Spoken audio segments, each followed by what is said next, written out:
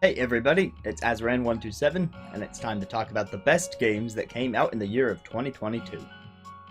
This introductory video is to set the ground rules for what qualifies in each of my category awards. In the series of videos to follow, I'll be doling out those personal category awards for the games that I played last year. Each video will focus on one category. I'll touch on a few honorable mentions in each video before revealing the winner. The categories are Best Box Art, Best Art Direction, Best Sound Design, Best Overall Soundtrack, Best Individual Song, Best Level or Area, Best Narrative, Best Gameplay Mechanic, Best Multiplayer Experience, Best Fit for Families, Best Update, and Game of the Year. In order to qualify, the content pertaining to each award must have been released for the first time in my region in 2022, and I must have actually played the game in some capacity. On screen now is a list of every video game from 2022 that I played. Not every game you see here will be mentioned for an award, but if a game is absent from this list, it will not show up in these videos. So, you can let me know which gems I completely missed out on in the comments. My friends at the Gaming Twins Twitch channel have already done a formal award ceremony for the members of their community, but in most of the categories, my opinion differs from that of the group consensus. You may have already seen the piano medley I put out covering the group's top 4 games of the year, but in case you haven't, it's linked at the end of this video and in the description. With all that said, I'll see you in the next section for the first award. If you're here now, let's get moving into the first award. Starting with the first honorable mention, I have the box art for Dragon Quest Treasures. The game came out at the tail end of the year, so I haven't heard much discussion around it. If you'd like to hear more about the game, you can catch a full review on the channel, or the first 2 hours of the game in a stream archive. For now, just know that this game is a spin-off to Dragon Quest XI. It follows the party member Eric in his childhood treasure hunting days. At first, I wasn't sure if I liked the box art, as from a distance it can be hard to make out everything going on. But the more I took a closer look at it, I started to notice details that made me appreciate it a lot more. The top of the box art shows us the playable character's expressions upon finding a treasure from a front-facing view, while the bottom actually shows the same scene from a side-facing view. You can actually see how everything lines up for the two to be showing the same scene. In the side view, we see a Draki to the right of Mia, and if you look closely in the darkness in the upper right facing her, you can see that same Draki. Plus, you have to admit that the cartoon styling for the side view is adorable as all get out, even if it turns out that we're walking on corpses. One additional point of praise I'd like to give is the logo of the game.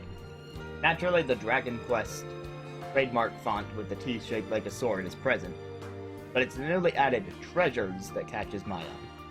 The S has been modeled after a compass, which fits with how you find the treasure in each game. And the R's have been given additional needle points facing each other. It's a nice way to draw the eye directly to the center of the box while fitting the game's motifs. My other honorable mention goes to Mario plus Rabbids Sparks of Hope. Let's start with the logo this time. The shadows from the 3D Mario plus Rabbids logo are extended into swirling tentacles with a gradient of blue, which gives the title a nice cohesion. In the background, we get a gradient from a starry sky through which the game will travel to different planets, to the surface of one such planet. As we follow the sky down, we get a view of our cast of playable characters in dynamic poses with their weapons. I have to give special attention to the way each character's eyes are facing. While Mario looks ahead towards where he's shooting, Edge and Rabbid Peach have their eyes on Mario through their peripheral vision. It emphasizes the camaraderie. Around our characters, you can make out a few of the titular sparks. Towards the bottom, near Luigi, we see a fire-elemented spark showing its personality by excitedly riding a meteor. Near Rabbid Rosalina, we see an ice-elemented spark flying forward, leaving a ghostly trail in its jet stream. That's it for honorable mentions, so it's time to announce my favorite box art of 2022. The award goes to Fire Emblem Warriors 3 Hopes. I'm a huge fan of the color scheme used for the background. It, of course, being reminiscent of Byleth's default hair color and Shez's awakened hair color. The centerpiece is the clashing of swords of Byleth and Shez, as the two charge at each other in the same direction from which the lighting is cast. Below them, we see our returning house leaders from 3 houses, each facing a different direction, representing how their stories once again branch off from each other. This time around, Claude is not defying gravity, but we do get to see each of these characters in some stunning new armor. Behind our protagonist, we see the visages of mysterious figures who reside within and grant extraordinary powers. Unlike the humans they bonded with, they stare towards each other in a more stoic manner, as though their encounter is simply a fate they've accepted. Overall, there's enough detail in each character that you can appreciate the art up close, but the characters are also large enough and framed well enough to be enjoyed from afar. This time, we're giving out the award for Best Art Direction. The award is going to go to the game that draws the player into its world through sheer aesthetics. Starting with my honorable mentions, we have Pokemon Legends Arceus. The game uses traditional Japanese watercolors to give the player the sense they really have traveled back to a distant era. There are many vibrant vistas to behold, but the true standout from this game is its array of skyboxes. Each region of Hisui takes on different color palettes, but each sky looks just as good as the last. It's much easier to overlook certain graphical shortcomings when the style fits this hard. Triangle Strategy was Square Enix's most recent entry in the HD 2D catalog. While Octopath Traveler introduced this approach to pixel graphics in a stunning display of its own, Triangle Strategy shows that the style is going through iterations to improve it even further. The team did a spectacular job with lighting. Unlike Octopath Traveler, the camera in Triangle Strategy is never fixed. As such, the HD 2D effect had to be translated into a full 3D space, and I think the game looks all the better for it. This now brings us to my top 3 for the category of art direction. My final 2 honorable mentions are both games that are inspired by art styles of the time periods in which they're set. Card Shark creates scenes in the style of a hand-colored etching to take you back to 18th century France. Like Pokemon Legends Arceus, it employs watercolor, but Card Shark takes the palette in a much darker direction. Scenes are often faintly lit by candles.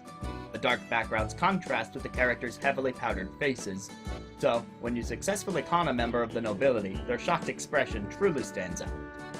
In fact, facial expressions are a big highlight of the game's visual style all around. I especially love when the protagonist takes on a smug expression. Pentiment is another game that uses an art style of its time, but what makes it stand out over Card Shark is the way in which the visual style contributes to the overall themes of the narrative. The central character, Andreas, is an artist commissioned to create illuminated manuscripts for clients of the church. The game itself runs in very much the same style that Andreas uses.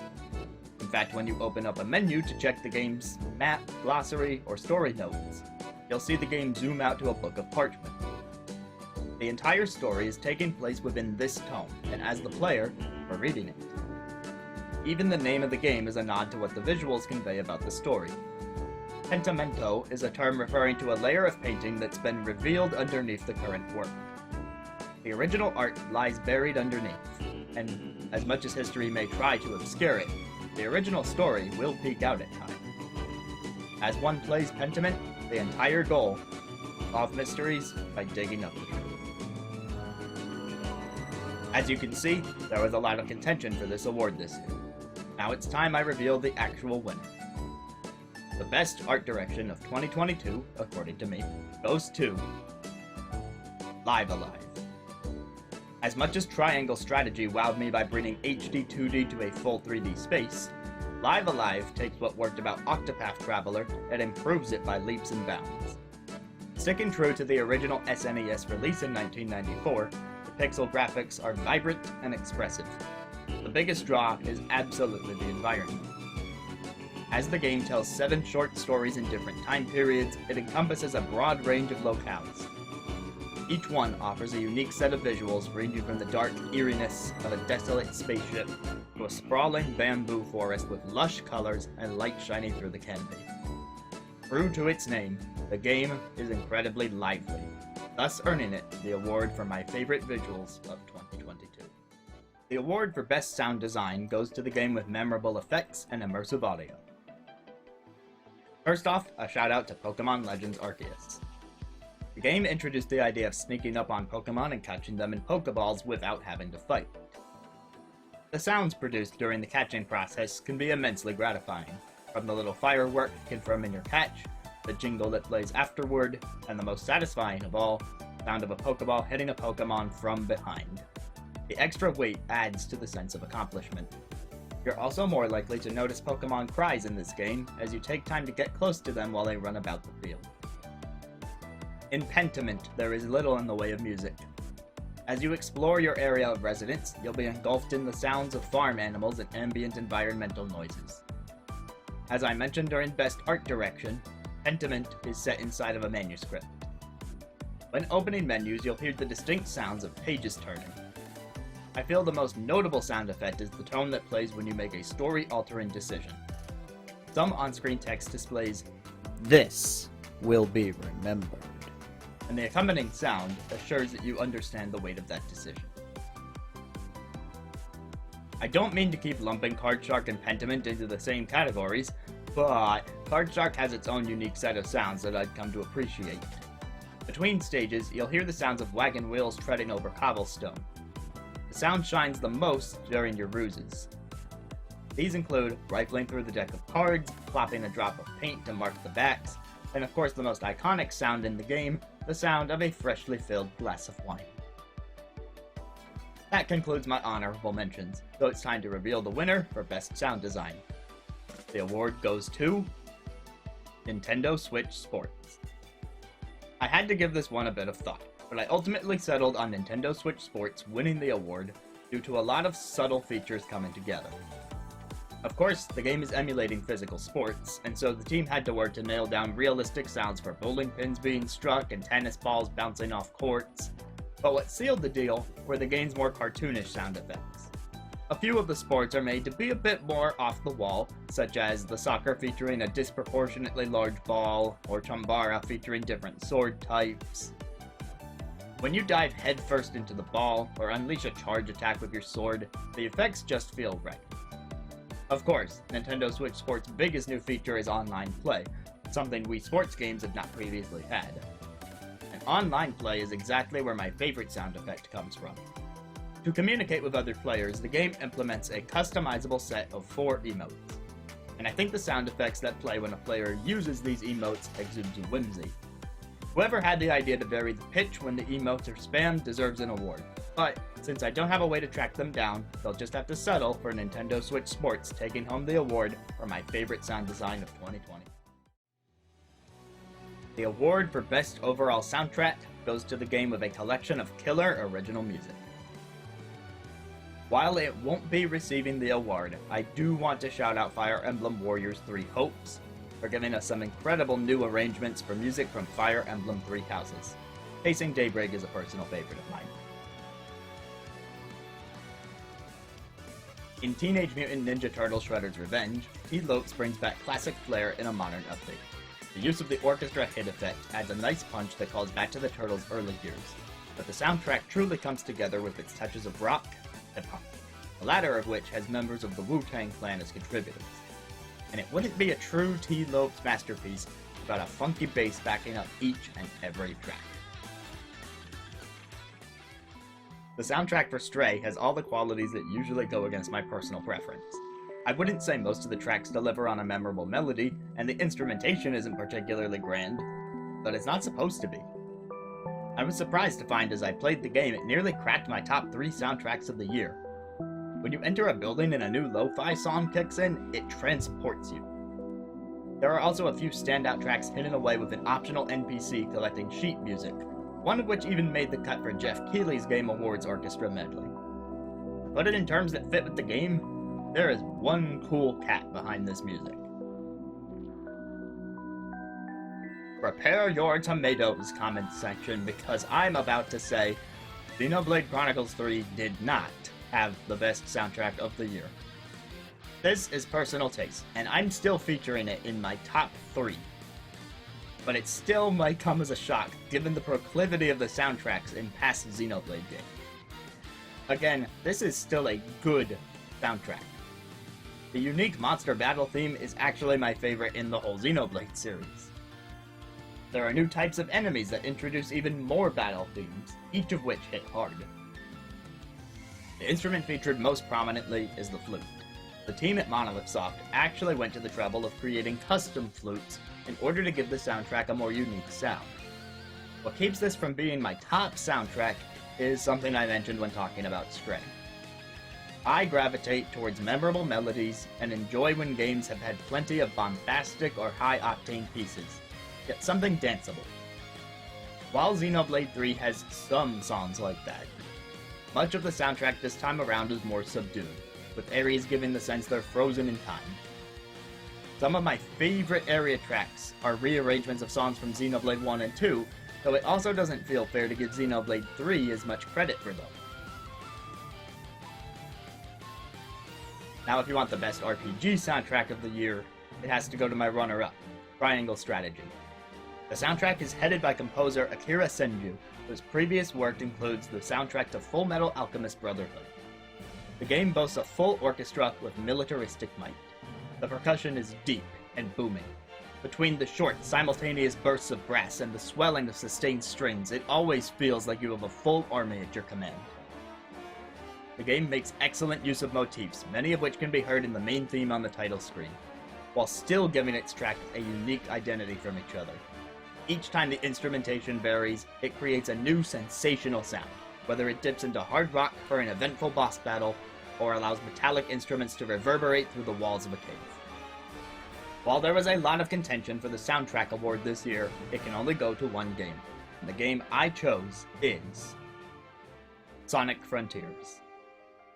I gravitate towards memorable melodies that make me move my body to the beat, and while Triangle Strategy did a good job of delivering on that front, it just can't match the sheer volume of Sonic Frontiers' soundtrack. The game delivers a myriad of gems, and I'm not just referring to the Chaos Emerald. The tracks can be broken up into categories based on where they play in the game, thus giving the overall soundtrack 4 distinctive sounds. The BGM that plays when Sonic is exploring the Starfall Island's overworld is led by a different instrument for each island. For the first island, you'll hear a combination of piano and string instruments. While the music is soft, it weaves in repeated phrases and expands on them, thus striking a balance between memorable and non-invasive. Later islands use more percussion, reflective of the story's increasing tension. Second is the game's cyberspace levels. The soundtrack takes a full turn towards electronic to match the digital biosphere, which is quite the oxymoron. Each level has its own theme, and each of them is a bop. The songs combine lo-fi instruments with frantic beats, and in some cases, hints of vocals. It's like being at a Sonic-themed nightclub. Across the overworld are a smattering of mini-bosses. Each of their themes dials up the symphonics that we heard in the overworld BGM, while also bringing in some of the electronic elements from the cyberspace tracks. It makes sense for the two to come together here, as we find ourselves fighting a mechanical monstrosity amidst the same overworld we were just exploring. And finally, there are the proper boss fights. This is where the music team created a slew of brand new vocal rock tracks for the game, and not just from one band. You'll hear a few voices that each bring a distinct tone to their boss fight. The instrumentation goes hard to fall in line with Sonic contending with a barrage of ballistics from each island's titan, for not only delivering a variety of genres, but ensuring each of them sounded amazing. Sonic Frontiers earns the award for Best Soundtrack of 2022. This award is for the individual track I had on repeat, regardless of whether it came from my favorite soundtrack. Rather than attempt to explain each one, this video will serve to show you samples of the songs that I think stood out from the crowd. Enjoy!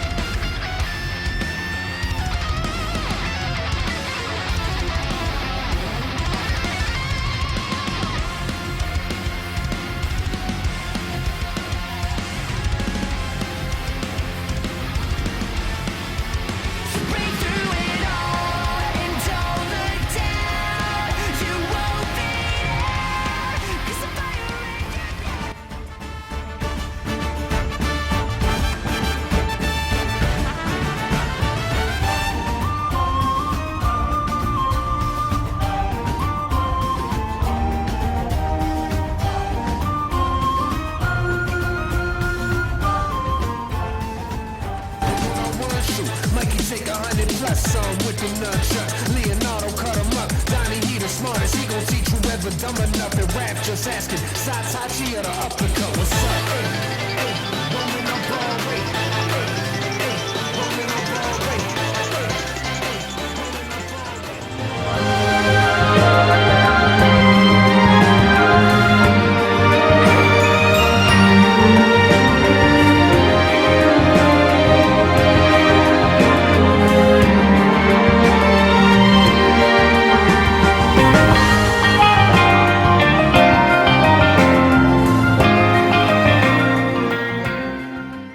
And next up, we have Penny's theme.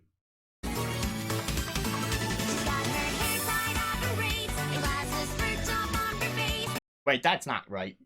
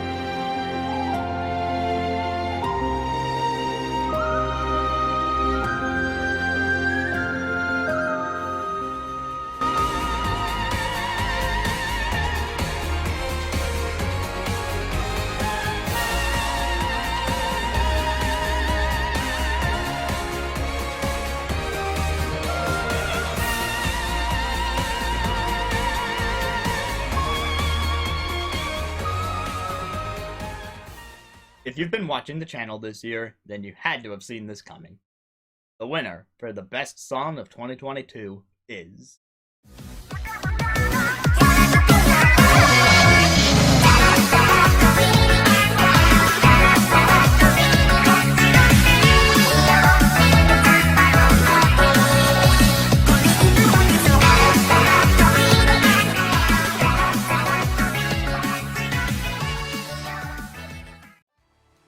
The best level or area of 2022 is a combination of imaginative, stunning, and fun. First, a few honorable mentions. In Live Alive, one of the timelines you can explore is Twilight of Edo, Japan. In this section, we end up seeing what Undertale could ultimately become. You see, as a shinobi warrior venturing through this palace, your one goal is to kill the head. However, there is nothing saying you can't kill others along the way. So as you explore this level, and take in the captivating sunset while running across the rooftops, the choice is yours to make. Do you make use of your stealth and try to have a bloodless victory? Or do you kill every single person on sight? You can still finish the chapter either way, but the choice will weigh on you. My other honorable mention goes to the level Tread Heavily from Splatoon 3's single-player campaign. In this level, your mission is to reach the goal inside of the new special weapon, the Crab Tank. The game has you doing so with quite the set piece. Fans of Super Mario Galaxy may remember a level in the Toy Time Galaxy where you have to disassemble a giant mechanical Bowser in order to find a Power Star. This level has a lot in common with that, except this time you're in a giant crab-themed mech.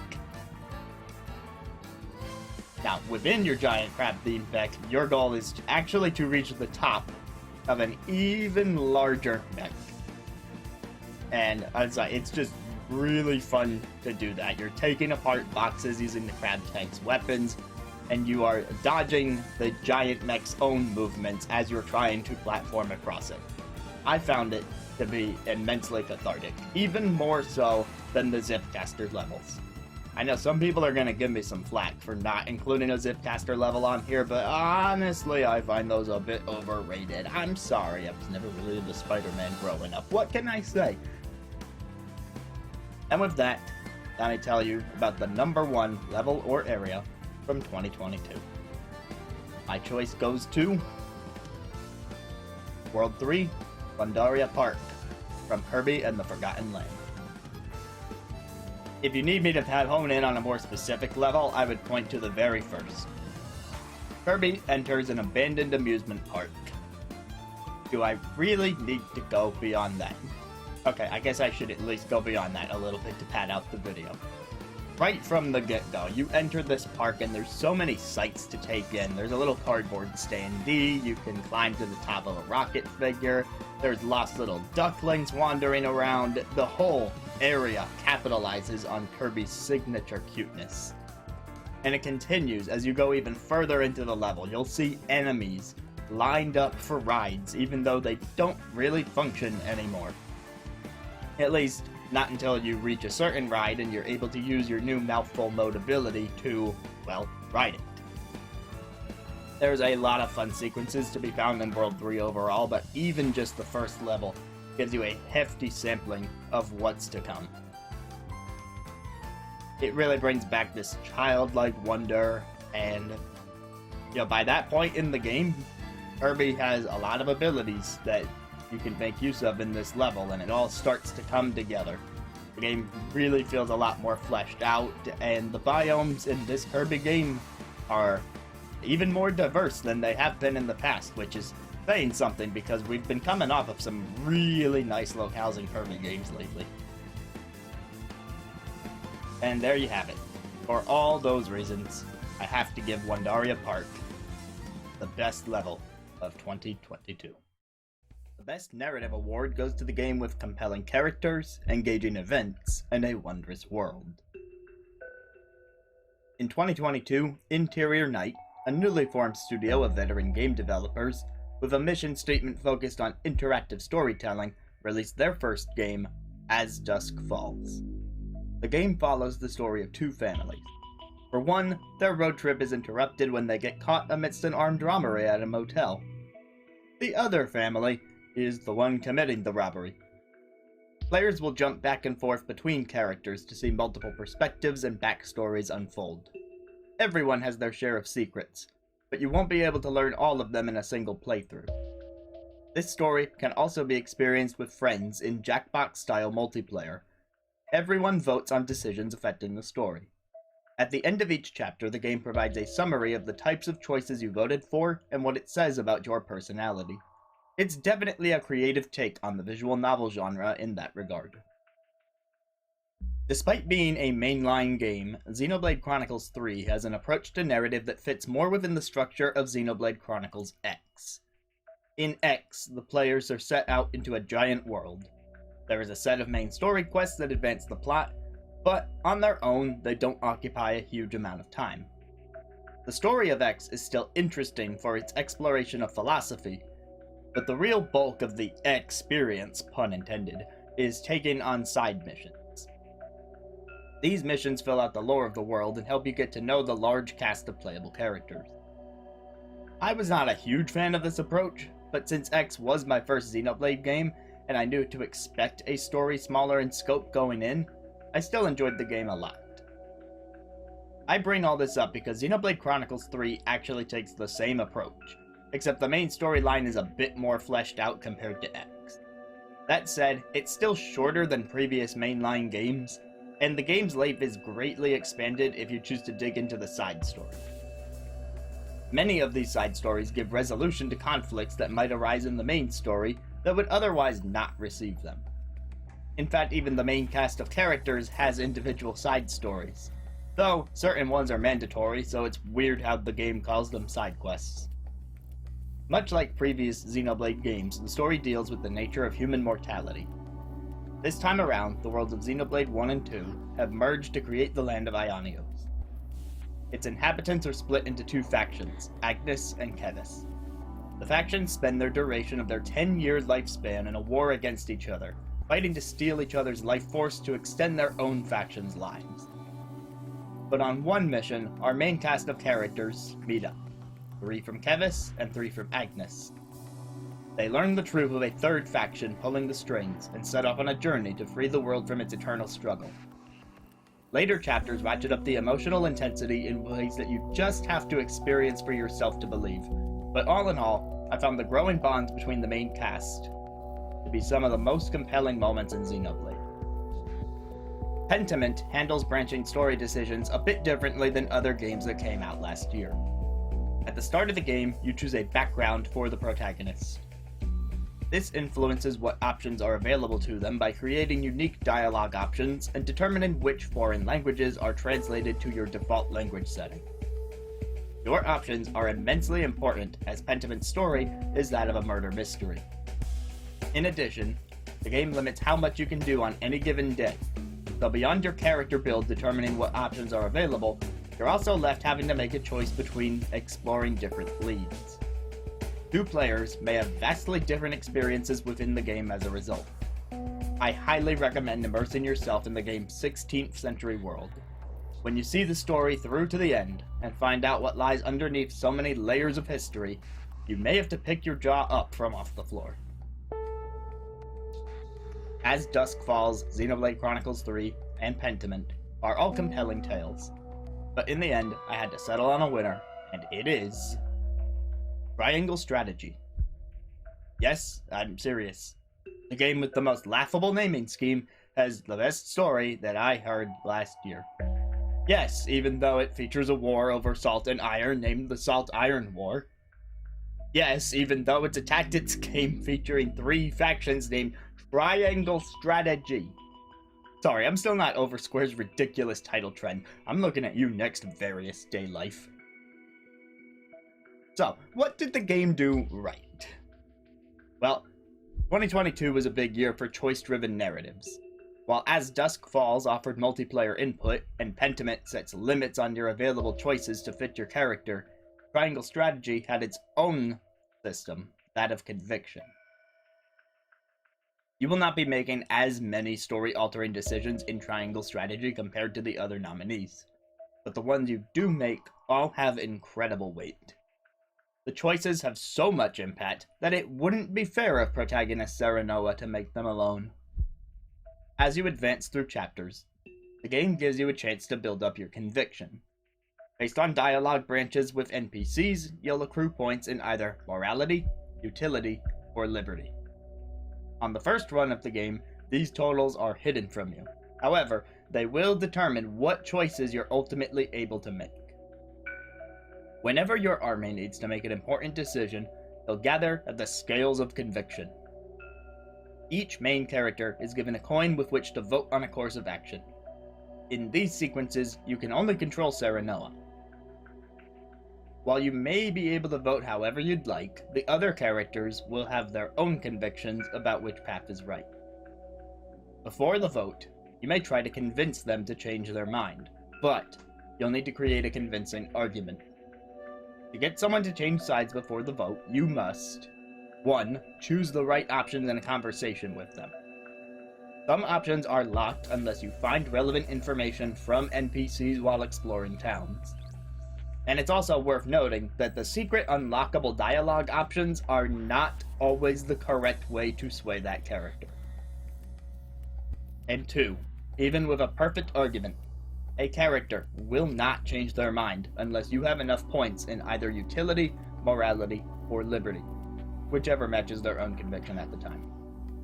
In my own playthrough, there came a point where it was impossible to pick a certain story branch, and I know this because I tried resetting it a few times. It was a blow, but one that helped me understand the gravity of the stakes. What I like about the conviction system is how it gives you input, but still makes you feel like part of a group dynamic. Sometimes, compromise has to be made. Whichever decisions you make, Triangle Strategy will deliver a morally complex scenario that challenges your beliefs. Not only in its grid-based TRPG gameplay, but in the execution of its narrative, the emphasis is truly on strategy. What ploys will your group enact? How effective will they be against enemy forces? What and who do you stand to lose and gain? I highly recommend playing Triangle Strategy for yourself to find out why I name it the best narrative of 2022. The award for Best Gameplay Mechanic goes to the game with a feature that is charming, inventive, or just otherwise really neat. A few honorable mentions at the start here. In the puzzle game, a little to the left, there is a hint system. Not everyone will be able to pick up on one of the solutions right away, and so if you pause the game at any time, it is possible to get a hint. What's neat about this hint feature is that it's actually drawn on a notepad, but it's been scribbled over completely. You cannot make out the hint at all unless you start erasing that layer of scribbles, and it's up to you, the player, how much of those scribbles you want to erase. So if you only want a little bit of a hint, erase just a portion of the solution. Or, if you're fed up with that puzzle, ready to move on, and don't plan to go back to it on your own, you could ultimately erase the entire hint. I mentioned this during the Best Narrative reward, but As Dusk Falls has a very interesting multiplayer feature. Unfortunately, I never got to try this out with friends of mine, although I would have liked to. But I did get a little taste of it from playing the game in single player. At the end of the chapter, the game gives you a personality test. Based on the decisions you made up to that point, it'll tell you that maybe you're virtuous, or that you're very caring about others, or you prioritize your own safety. I haven't seen all of the possible outcomes naturally because I only played the game once and I was by myself, but imagining that feature in a multiplayer setting and being able to discuss how your votes might have differed and what that says about each of you, it just sounds like a really nice social starter. I never did a full review of Bayonetta 3, and I haven't had that much of a chance to talk about it during these awards. And if I had to summarize it, it would come down to more Bayonetta. Like, to me, it didn't feel too different from its predecessors, especially Bayonetta 2. In some cases, it even just felt like a continuation picking up right from where we left off. However, it is ultimately a new game that brought some new features with it, and the biggest one is the Demon Slave. In Bayonetta 3, Bayonetta herself can form contracts with demons in a new sort of way. You have direct control over them, and that leads to some new interesting set pieces as well as some new options in combat. You can equip 3 demons at a time that you can switch between on the fly, although you can always go into the pause menu and switch out your arsenal if you feel the need. Each one has a signature ability, and so that will help you strategize how you want to take down larger monsters. But apart from that, it is just a really cool showpiece. But Platinum is known for big spectacle and big action, and this is their way of scaling that up for Bayonetta 3. Bayonetta is not the only franchise that scaled up this year. Pokemon did much the same thing with the Generation 9 games Scarlet and Violet. They opened things up to a much bigger world that they could not handle in terms of technical issues, but that's not what this award is about. The big thing here is that they introduced a new mechanic for battles called terastallizing. A Pokemon's Terra type allows it to terastallize into that type. And it may be a type that it already has, or it may be a type that it doesn't. So, let's say a Fire-type Pokemon has the Fire Terra type. If you terastallize, it will strengthen its fire moves and give it an even bigger bonus to that typing. However, you may also be able to terastallize it to something that's not from its original type, which will change what it's weak to and what it's strong against. While I don't think the CPU enemies in the single-player campaign brought this mechanic to its full potential use, it creates a new layer of customization and strategy that I think a lot of players have taken a liking to. While those mechanics are all nice iterations, ultimately, the winner goes to something brand new. That winner is Tinykin.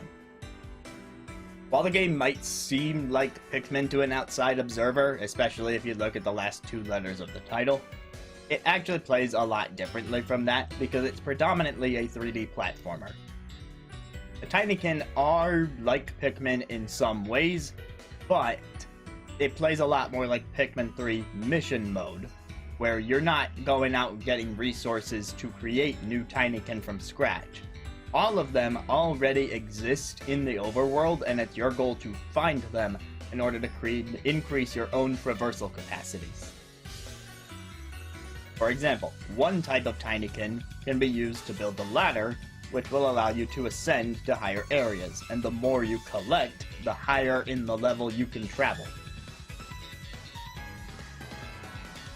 There's another type of Tinykin that allows you to build bridges across particularly long gaps over which you might need to carry something. Plus, we have some more basic Tinykin, like those that will explode to destroy certain objects.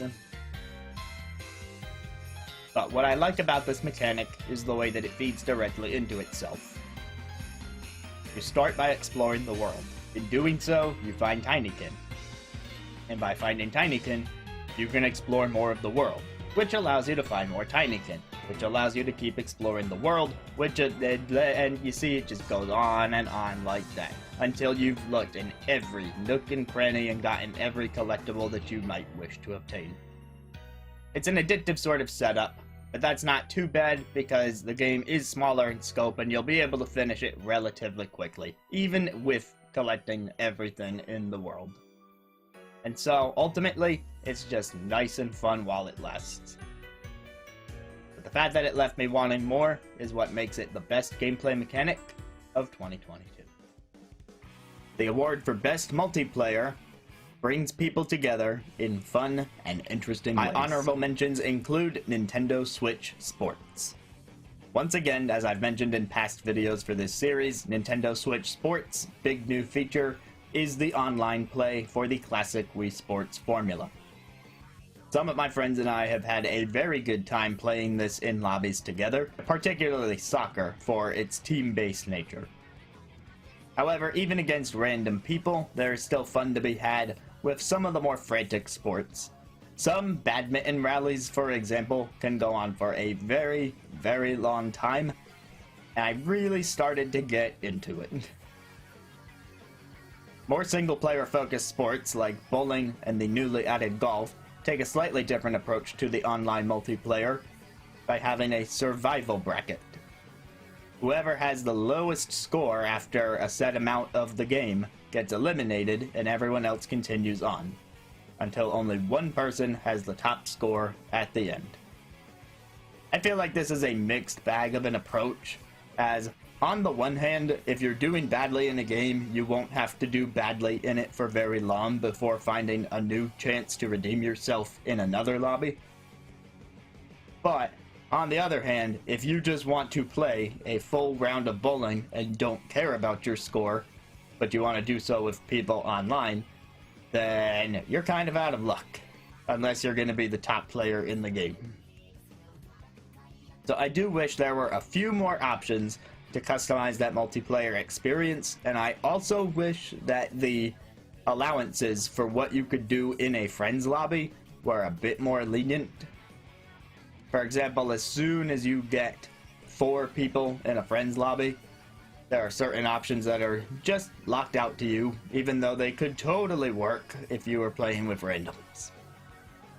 Between the lack of features and, again, the general lack of sports, as there are only 7 at the time of recording this, it gets a bit repetitive and a bit of a nuisance. But, like I said, I did have plenty of fun experiences playing the multiplayer, so I did think it deserved an honorable mention. My other honorable mention goes to Kirby's Dream Buffet. This little eShop title shadow dropped over the course of the summer, and many people have compared it to Fall Guys because there is some amount of platforming and it's a battle royale game, but the comparison stopped there. For one, you're not playing in a giant mob of people like you are with Fall Guys. There's no survival elimination element. You are just a group of 4 people, whether local or online, that are all racing down a track. As Ball Kirby, wearing whatever sort of cosmetics that you've unlocked at the time, you'll roll down a track made entirely of delicious food, Some sweet, some more savory. There's a bit of variety in there, with the goal of collecting strawberries. So while finishing first in the race is not necessarily the key to winning, it does help a lot, because if you arrive at the end of the track first, you get a very large sum of strawberries to add to your total. But if you're not collecting a lot of strawberries on the way to your destination, then you could be shooting yourself in the foot. Maybe you won't have enough after later rounds. The games are structured as thus: the first race, a mini game, a second race, and one final battle round. After these 4 rounds, your total strawberries are added, along with some bonus star style things. I think Mario Party bonus stars. Everyone gets a few extra strawberries depending on random conditions. With all that factored in, whoever collects the most at the end wins. It creates a lot of chaotic fun as you're trying to navigate the course, but you're this ball, and so you succumb to spherical physics, as one would expect. So it's not always easy to get things going the way you want. Then there's the random nature of the minigames. You might be collecting falling strawberries, you might be trying to steal them from other players, you might have to break boxes. But really, it's in the final battle round where everything is decided. You're collecting copy abilities that have been specially designed for this game, and you're using them to fight other players and, again, take their strawberries to add to your total. All while cascading strawberries fill the arena, and you aim to collect as many of these morsels as you can. There will be times where you play the game and you just get unlucky, and it causes you to miss out on a win. It is very, very frantic, but in the same way that Mario Party can be fun, so can Kirby's Dream Buffet. But the winner for my favorite multiplayer experience is Teenage Mutant Ninja Turtles: Shredder's Revenge. TMNT Shredder's Revenge offers up to 6-player co-op for an arcade-style beat-em-up. This is a genre that I had practically never touched prior to TMNT's debut on Game Pass. However, with it coming to Game Pass, and all the praise that I had heard about the past TMNT games, I decided to give it a shot. And sure enough, it felt pretty darn fun. You can get online with random people to fill a lobby, or you can connect with friends. Everyone claims one of the many available characters and lays waste to foot soldiers to the best of their ability. It brings back classic arcade-style fun, which is weird for me to say because I am not someone who ever experienced that. But it was very interesting to experience it for the first time in a setting where I had a lot of modern polish. You can take a nice chill romp through this game with T-Lope's fantastic soundtrack. Go back to the best soundtrack video to hear a bit more about it. And you can just keep piling up enemy kills. Work together, split the load of how many soldiers you need to take on. Figure out the right time to use your specials. Help each other get up with revives. Figure out who's going to eat that pizza and recover some health. See if you can get through it all with a limited number of lives. Or don't. It's a modern game. You have options to think about. On some of the harder difficulties, it can be especially nerve-wracking to see if you can get through the game with a nice group of friends. And while I never really upped the challenge myself, I do know a few friends who have done such a thing and have come out with an even stronger bond of friendship as a result. If Mario Party and Kirby's Dream Buffet are the games that break friendships, then TMNT Shredder's Revenge is the one that, ironically, does not rip them to pieces. For those reasons, as well as a nice slew of online options, the award for Best Multiplayer goes to TMNT Shredder's Revenge. The best family game should appeal to gamers of all ages and abilities. We have a couple of runner-ups for this category, starting with Nintendo Switch Sports. As I think about this category, I always refer back to my own family as a point of reference, and My siblings and I had a decent time playing the successor to the Wii Sports series. It brings back those days of more people getting into the game with the intuition of the motion control matching the real-life sport. Now, Nintendo Switch Sports is not winning the award this year on account of it drops the ball in a few places, mostly with the lack of sporting variety for the type of release that it is. The addition of online play also means it's possible to play with family members who do not live in the same house as you. My other honorable mention is Kirby and the Forgotten Land. This is a game that a few people in my family tried out this year. Kirby's first foray into 3D platforming makes it a much grander adventure than any 2D Kirby game. And this may not seem intuitive, but I feel like 3D platforming has more broad appeal than the 2D platformers. 2D platforming, you tend to think that there's more technicality going on with the types of jumps you need to pull off or the obstacles you need to navigate. But 3D is more reminiscent of the world we live in. Humans exist in a three-dimensional world, and so navigating that might just feel a bit more intuitive. Or at least that's how it seems to me. Because then you have someone like my mom playing a Kirby game for the first time because this one is in 3D, like the Mario 3D games that she also likes.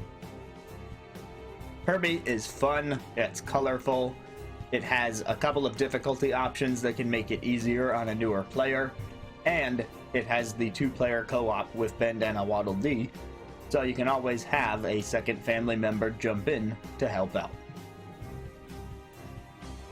But the winner for the best family game of 2022 is the one that practically everyone in my family played this year: Pokemon Scarlet and Violet. Pokemon has always had a place in families, especially with the 2-version release strategy. Different family members can play different versions and can exchange with each other for exclusive Pokemon, and so there is an inherent charm there. In Pokemon Scarlet and Violet, you can also join up and explore the same copy of the Paldean world together, which is a first for the series. But what elevates Pokemon's Generation 9 games to the pedestal of best fit for families is the new open world approach. As, like I said with Kirby and the Forgotten Land, you seem to gain more broad appeal for having this open 3-dimensional world that you navigate like our real one.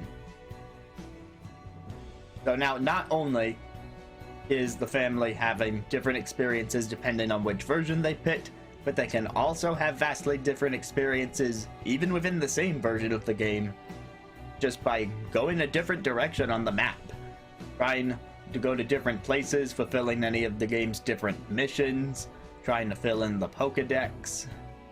Honestly, it got into a little bit of a heated competition with my brother very quickly playing through Violet as I was wrapping up Scarlet, and he kept asking me if I beat the game yet, did I catch all the Pokemon? He hasn't been that enthusiastic about a Pokemon game ever since, I'm gonna say Generation 5 was probably the last one he was super into. He owned Pokemon Y, but he kind of passed that copy along to me as he fell off the series around that time, and he never played Sun, Moon, Sword, Shield. So there's a nice simplicity to just being able to wander around, see a Pokemon that you haven't caught yet, and make an attempt to catch it. You don't necessarily have to do everything in the game right away, and if you need to stop and level up a bit just by filling in your Pokedex, which is already satisfying in its own way, then they can do that. So many Pokemon have become mascots that it's easy for those unfamiliar with the games to jump in just based on the look of the whole thing. Look at that little cute monster over there, or that fierce one off in the distance. Not to mention your rideable companion this time around, either Koraidon or Miraidon depending on your version, adds a nice sense of progression to the game. It gives you a little traveling buddy the whole way through. So yeah, Paldea is just a very well put together world in terms of inviting people in. Now that said, you're going to have to look past the major technical issues, but even despite those, so many people in my family have played and beaten Pokemon Scarlet and Violet, and that is why I must name it the best family game of 2020. This topic will be brief, but I'd like to draw some due attention to the best update for existing games. These days, when a game releases, that may not be all you hear from it. It's possible that developers will choose to add new content to the game well after its release, and so this video is to take a brief look and acknowledge those who did update their games in 2022. Perhaps the largest update on this list is Monster Hunter Rise Sunbreak. Some might even argue that, like the previous Monster Hunter expansions, that it sort of brings itself as a new game. However, that said, you need to be at a certain rank in Monster Hunter Rise to access the Sunbreak content, and it is that restriction that precluded me from playing the update myself. I did enjoy what I played of Monster Hunter Rise during 2021, and you can hear me talk about it a bit in the Best of 2021 video, but having not been able to play Sunbreak, I can't fairly assess it. But I do want to say that people I've heard from are enjoying it. There are some fun new monster and locale designs hidden away in the Sunbreak chapters. And so if you are a fan of the series and you forgot about that update, well, you might want to go fix that. My other honorable mention is a game that I was only able to play because of its ongoing updates, as one of its more recent updates brought it to the Nintendo Switch platform as well as others. That game is the ever-ongoing Fall Guys. I've been interested in the platforming battle royale for a while, but I never owned a platform that could support it. So part of the best update this year is it coming to other platforms. It also switched to a free-to-play model, and depending who you ask, that may or may not be a positive change. However, in addition to bringing it to other platforms, they have also kept the game funneling in new content for new seasons. You've got new costumes, new courses, all sorts of goodies. So if you're a fan of Fall Guys, give it up for those developers as having a pretty good update for 2022, but not the best one. The last game I will talk about is the best update of 2022. And this might be a really obvious pick, but it goes to Mario Kart 8 Deluxe. In 2022, we saw the Mario Kart 8 Deluxe Booster Course Pass. While the Booster Course Pass is still coming out, and we just got an announcement in a direct about what's coming in Wave 4, 2022 saw the first half of this DLC content. Many of these tracks have revitalized the game in new and interesting ways. Some are not as amazing as others. For example, Sky High Sunday is one of the new original courses, but it's a glorified oval, and I don't find all that much enjoyment in playing it. Some tracks also bring fresh new ideas to nostalgic areas. A good example of this is in the N64 Calamari Desert course. As a longtime Mario Kart player, I am glad to have a reason to go back to this game, since a ninth one does not seem to be on the way anytime soon, and it doesn't hurt that they're bringing back courses that hit my nostalgia bone from any of the past games that I've played, or some of the ones that I've missed and never really had a chance to dig into until now. Looking at you, Mario Kart Tour.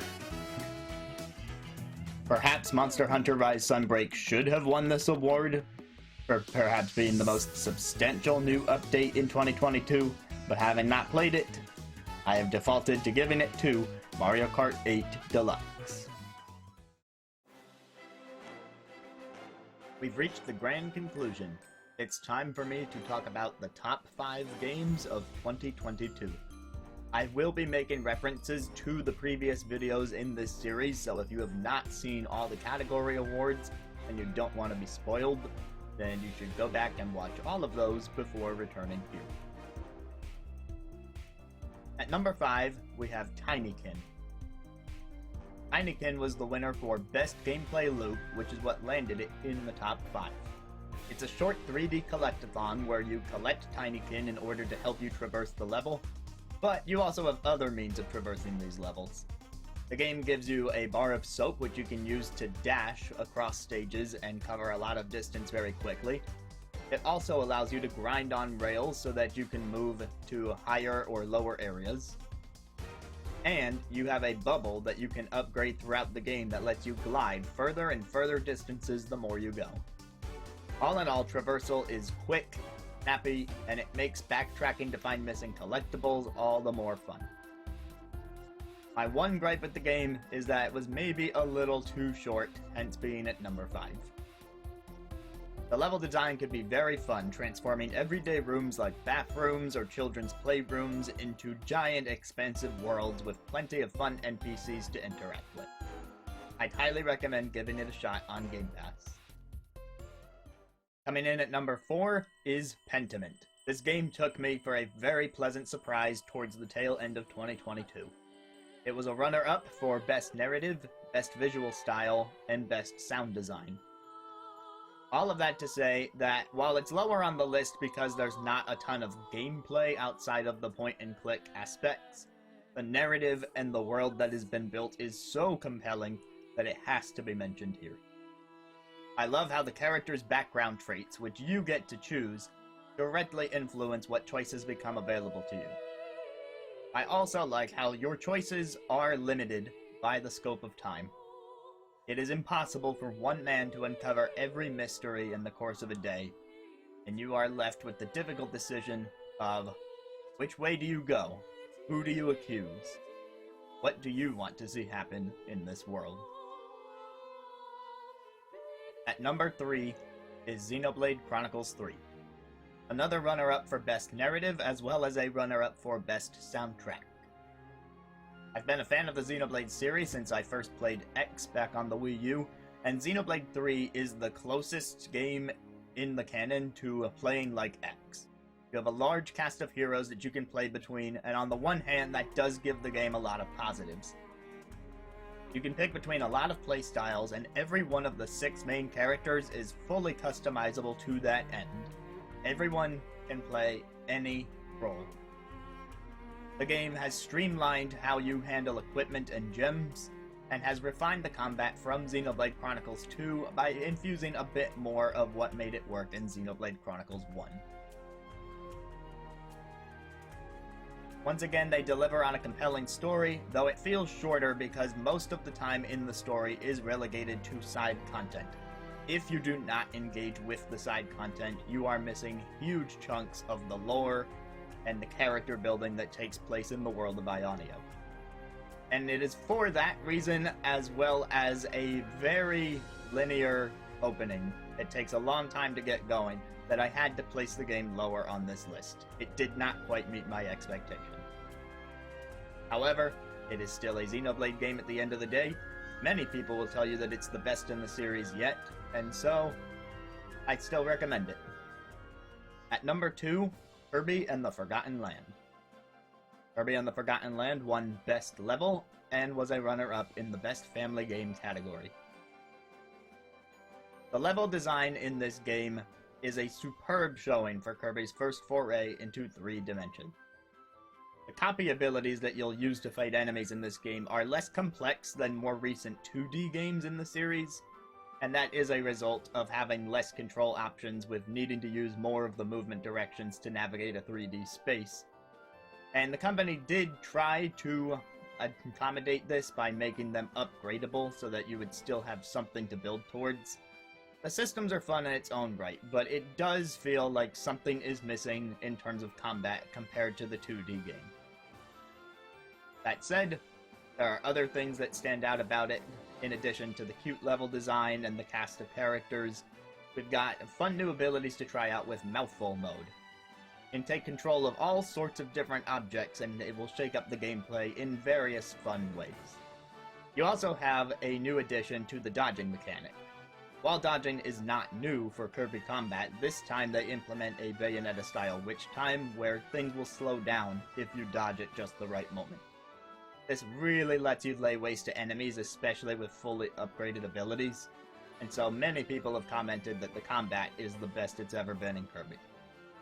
And now the moment you've been waiting for, the #1 game, according to me, for 2022. Without further ado, the winner is Triangle Strategy. Triangle Strategy was my pick for Best Narrative, and was a runner-up for Best Soundtrack and Best Visuals. I became engrossed in the world and its 3 regions, learning more about the lore of each one, why this war is taking place, and trying to think through what solutions we might have in order to put it to a peaceful end. Or maybe a not-so-peaceful end. Sometimes desperate times call for desperate measures.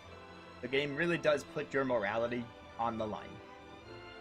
There's a wide cast of characters that you can play as, and that will drastically change up how you handle the tactics-based combat. Many of them are optional though, so if you'd rather just focus on the main cast and get through the story, that's also an option. There's many intricacies to the combat as well. While we may have seen these mechanics in past games like, say, Final Fantasy Tactics, they are brought into a new light here. For example, at the end of each character's turn, you have to pick which direction they'll be facing, which will either open them up to a back attack or prevent them from being back attacked, which of course incurs higher damage. You also have elevation to think about during each piece of combat, because attacking from the high ground with a ranged weapon will deal more damage than from the low ground. But every mechanic that is available to you is also available to your enemies, so you have to be truly watchful over all parts of the battle at all times. As you go, you'll be able to upgrade your characters and you'll see them level up, and that's what I like in a tactics-based RPG. I like sticking with the same party, really getting to know the characters and watching them progress so that it feels like we've actually completed this long journey together. And what a journey it was. I still refuse to tell you much about the story because it unfolds in some truly unexpected ways. And even if I tried to tell you about the story, you have so many branching paths in this game that I might not spoil anything. You might pick a completely different path and have a completely different experience. There is a free demo for this game on the eShop. And with that, that's about all I can say. I recommend giving it a shot. Triangle Strategy was my game of the year. Thanks for watching this series, and hopefully we'll see you next year.